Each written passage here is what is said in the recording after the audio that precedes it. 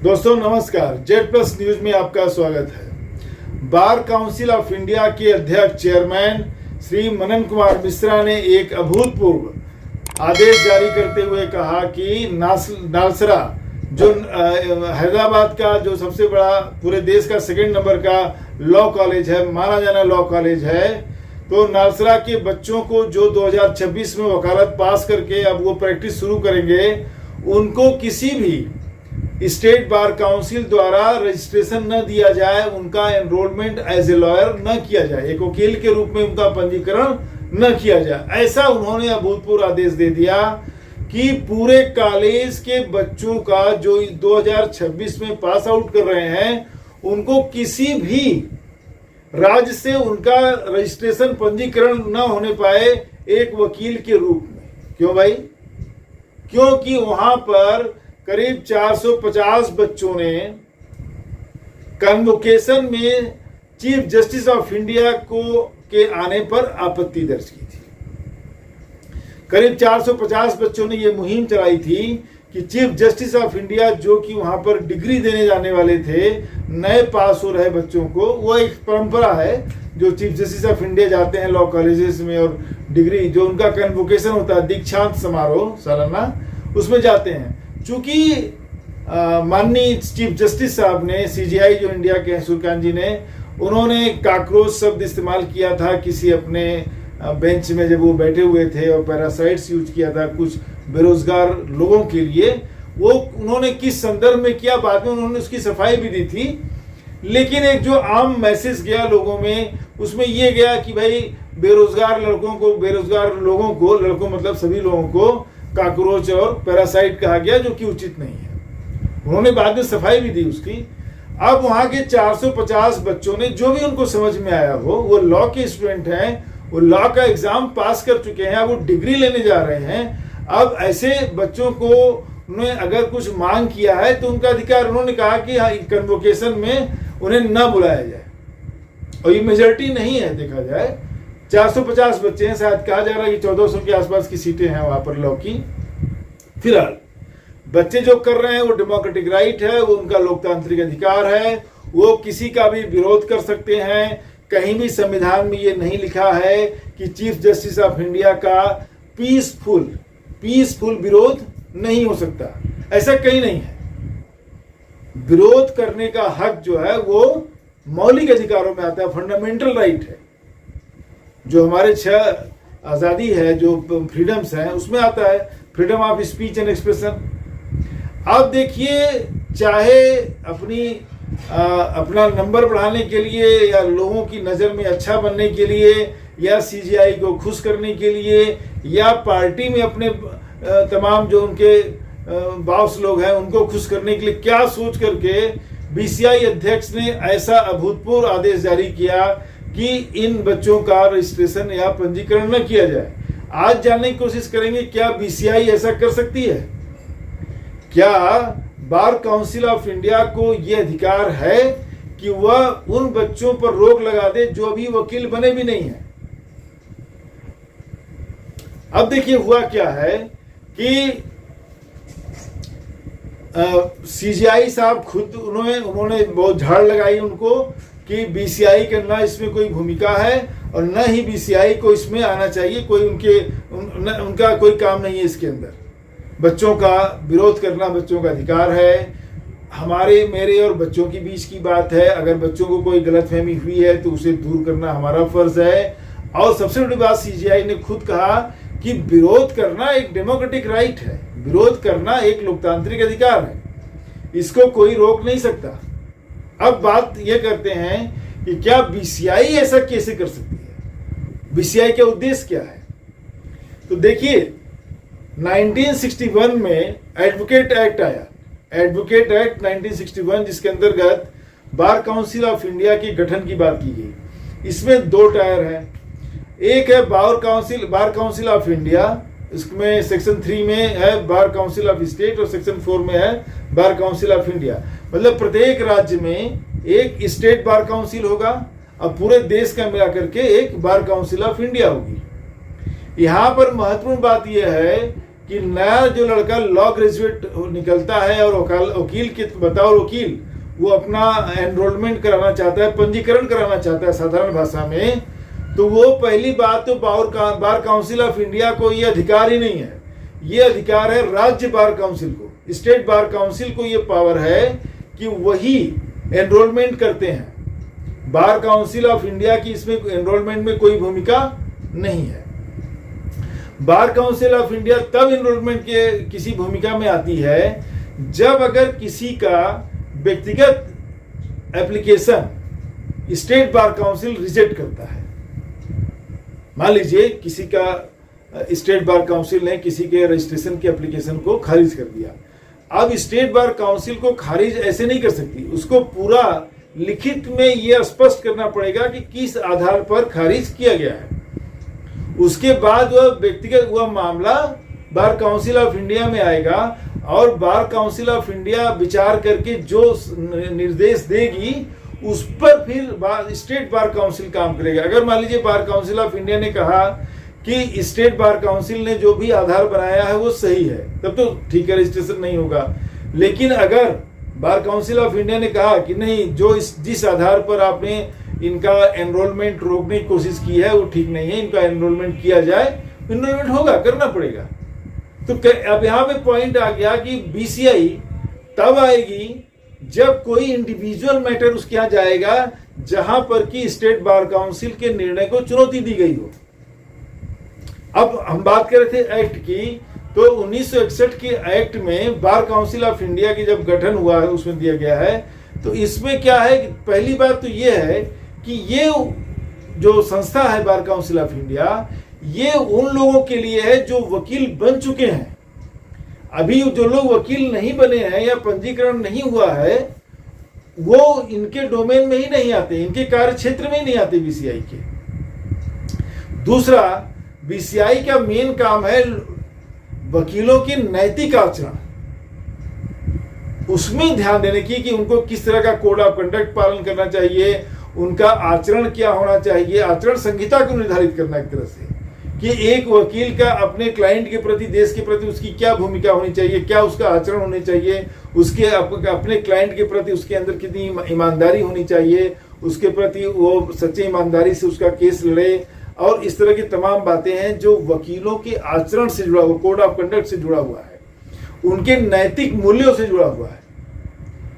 अब देखिए इसमें भी बार काउंसिल को पावर है वकीलों के आचरण पर कार्रवाई करने का भी पावर। अगर देखिए लिखा है उसमें मॉरल पर जो है परमिटिटी करके वर्ड आया है, जिसका मतलब है कि अत्यंत नैतिक पतन की अवस्था में, नैतिक रूप से बहुत ही दुराचार का दोषी पाया गया है कोई वकील, जिसके अंदर नैतिक पतन की बहुत ही घृणित स्तर का कार्य किया गया है, तभी उसकी सजा रद्द की जा सकती है। या उसमें दिया गया है कि जैसे वो अनटचेबिलिटी को प्रैक्टिस करता हुआ पाया गया है, ये घृणित कार्य है, एक नैतिक पतन है, किसी इंसान को इंसान नहीं समझना। इस तरह के दोष अगर उसके ऊपर सिद्ध होते हैं तभी बार काउंसिल उसके ऊपर प्रतिबंध लगा सकती है। वो भी उसमें शायद 2 साल का ही है कि 2 साल बाद तक वो खत्म हो जाएगा, या फिर निर्णय लेना पड़ेगा कि इसके बाद वो करें कि ना करें। बाकी जो है एक पावर इसको बीसीआई को ये है, बार काउंसिल ऑफ इंडिया को, कि ये जो है लॉ डिग्रीज को रिकॉग्नाइज करती है, recognition, extending recognition to the law degree. मतलब इसका ये है कि बार काउंसिल ऑफ इंडिया को ये पावर है कि जितने भी लॉ यूनिवर्सिटीज हैं, जितने भी लॉ कॉलेजेस और लॉ यूनिवर्सिटीज हैं, ये सुनिश्चित करने का अधिकार है बार काउंसिल को कि ये जेन्युइन है, जेन्युइन पढ़ाई हो रही है और जेन्युइन डिग्रियां बांट रही है। ये नहीं कि एक खोल लिया दुकान, वहां लोग आए, पैसा फीस दिया, फिर लॉ की डिग्री दे दी। तो ये इनको जांच करने का अधिकार है कि जितनी लॉ यूनिवर्सिटीज हैं, यहाँ बार काउंसिल जा सकती है, अपने प्रतिनिधियों को भेज सकती है, कोई रिपोर्ट मांग सकती है कि इनका कितना जेन्युइन लॉ कोर्स है, यहाँ जेन्युइन पढ़ाई हो रही है, जेन्युइन बच्चे पढ़ रहे हैं, जेन्युइन एग्जाम हो रहे हैं, जेन्युइन डिग्रियां दी जा रही हैं, और उन डिग्रियों को वो मान्यता देगा, ये अधिकार उनको है। तो इस तरह से जो उन्होंने इंस्ट्रक्शन जारी किया कि नहीं, इन बच्चों का एनरोलमेंट ही ना किया जाए, अभी तो वो वकील बने ही नहीं है। आपका नियम लगेगा जो वकील बन चुके हैं। आचरण संहिता जो आपने निर्धारित की है बार काउंसिल ने, वो उन पर अप्लाई होगा जो वकील बन चुके हैं। ये बच्चे तो अभी वकील बने ही नहीं है। जब वो वकील ही नहीं बने हैं तो बीसीआई उनके ऊपर कैसे कोई इंस्ट्रक्शन जारी कर सकती है? भाई जो वकील BCI, bar council of India या स्टेट बार काउंसिल तभी पिक्चर में आएंगे जब कोई वकील बन चुका हो। जब वो वकील ही नहीं है तो बीसीआई का वहां तक वो पहुंच ही नहीं सकती। बीसीआई की सीमा क्षेत्र से, कार्य क्षेत्र से वो बाहर है। और यही वजह है कि चीफ जस्टिस ने जबरदस्त लताड़ लगाई बीसीआई अध्यक्ष को, बहुत तड़क फटकार लगाया। तमाम सीनियर वकीलों ने कहा है कि आप क्या कर रही हैं, ये कैसे आपने कर दिया। कई वकीलों ने तो धमकी दिया कि हम कार्रवाई करेंगे, और सुप्रीम कोर्ट में मामला भी चला गया है, सुनवाई हुई है। चीफ जस्टिस ने उसी सुनवाई के दौरान कहा कि इसमें बीसीआई की कोई भूमिका ही नहीं है, अपना काम करें वो। और यही वजह थी कि उन्होंने 24 घंटे के अंदर ही पूरा मामला, पहले कहा कि नहीं जांच चलती रहेगी, अच्छा एनरोलमेंट पर कोई दिक्कत नहीं है, फिर उन्होंने कहा पूरा मामला विड्रॉ किया जाता है। मतलब विद इन 24 आवर्स जो इन्होंने बड़े बड़े बातें की, उस सब विड्रॉ हो गया 24 घंटे के अंदर। तो क्या बीसीआई अध्यक्ष ने बिना सोचे समझे काम किया इतना बड़ा? जिस काम का उनको अधिकार ही नहीं है, उन्होंने वैसे आदेश कैसे जारी कर दिए? परमिडिटी का जो है कि बहुत ही मतलब निम्न स्तरीय आचरण का दोषी कोई वकील पाया जाता है तभी उस पर इस तरह की कार्रवाई होगी। वो भी देखिए व्यक्तिगत स्तर पर, एक ग्रुप का नहीं, मास स्तर पर, मास स्केल पर नहीं कि पूरा 450 या जितने। उन्होंने आदेश जारी किया कि नालसार कॉलेज यूनिवर्सिटी जो है, लॉ यूनिवर्सिटी मानी जानी यूनिवर्सिटी है, 2026 के बैच का एनरोलमेंट ही न किया जाए। स्टेट बार काउंसिल को उन्होंने निर्देश जारी कर दिया।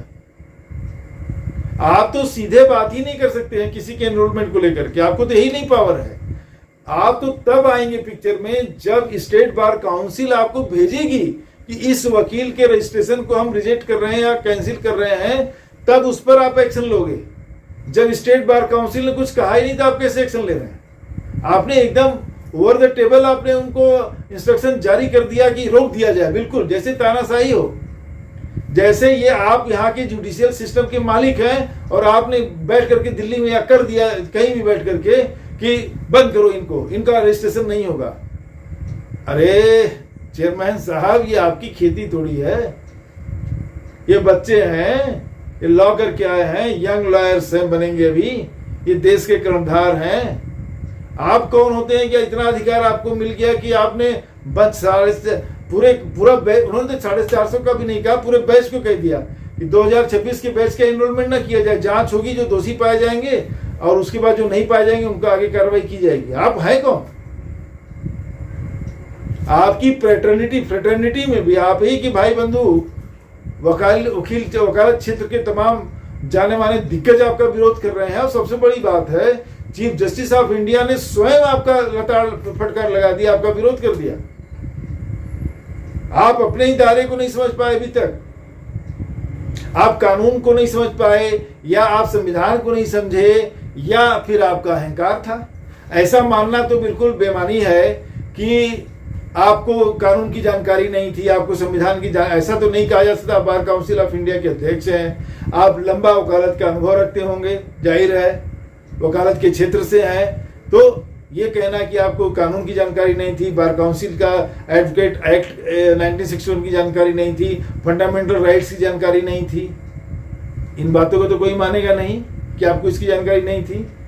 आपने अहंकार से या फिर कहीं से आपको निर्देश था, आपने उसका पालन करते हुए इस तरह के असंवैधानिक आदेश जारी किए।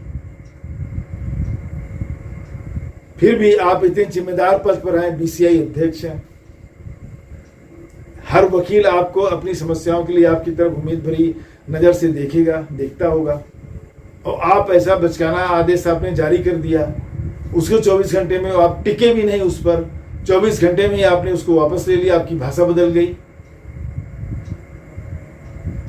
हम लोग साधारण व्यक्ति होकर के इतना समझ रहे हैं, तो आप तो उस फील्ड के माहिर हैं, आपने क्यों नहीं समझा?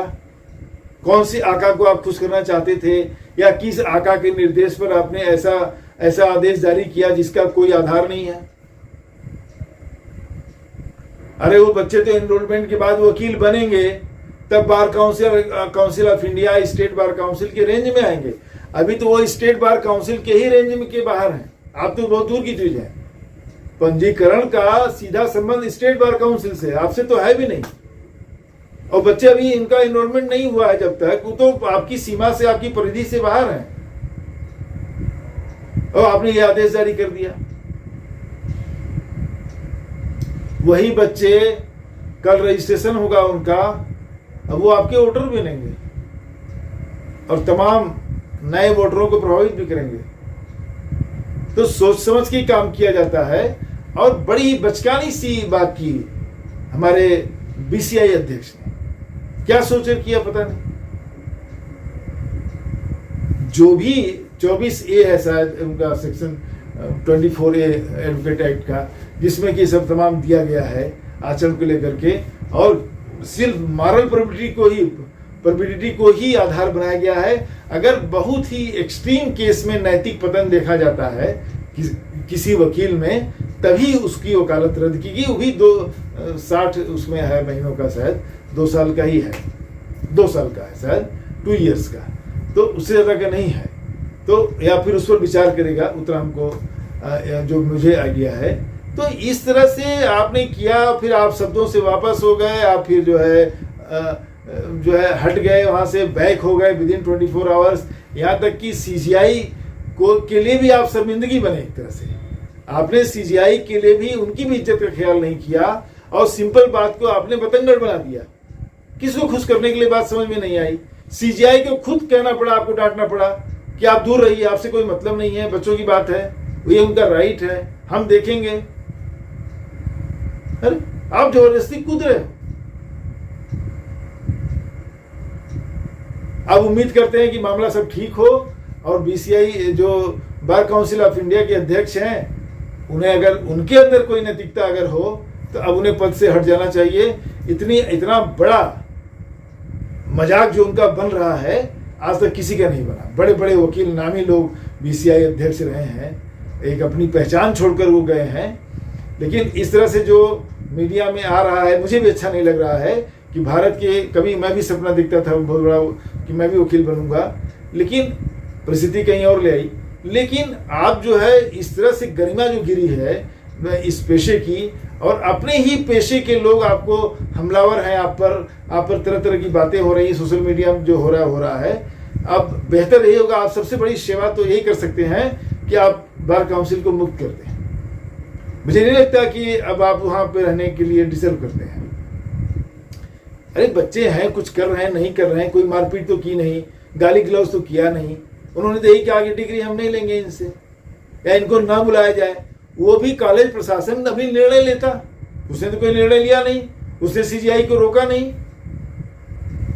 बच्चे कह भी रहे हैं, हो सकता है प्रशासन बाद में बच्चों को बुला के बात करता कि सीजीआई से मीटिंग करा देंगे, वो सीजीआई खुद बात करेंगे, होता कुछ अभी आगे। तब तक आप कूद पड़े। क्यों कूद पड़े भाई? ये एक दौर ऐसा आ चुका है देश में कि मतलब तर्क का तो कुछ स्थान ही नहीं है, खाली बस भेड़ चाल चल रही है, कहीं कोई विवेक का इस्तेमाल नहीं हो रहा है देश में। कैसा दौर आ गया है। मिलते हैं दोस्तों नेक्स्ट वीडियो में। मेरे चैनल को सब्सक्राइब करेंगे तो मुझे आपका सपोर्ट मिलेगा। नमस्कार, धन्यवाद।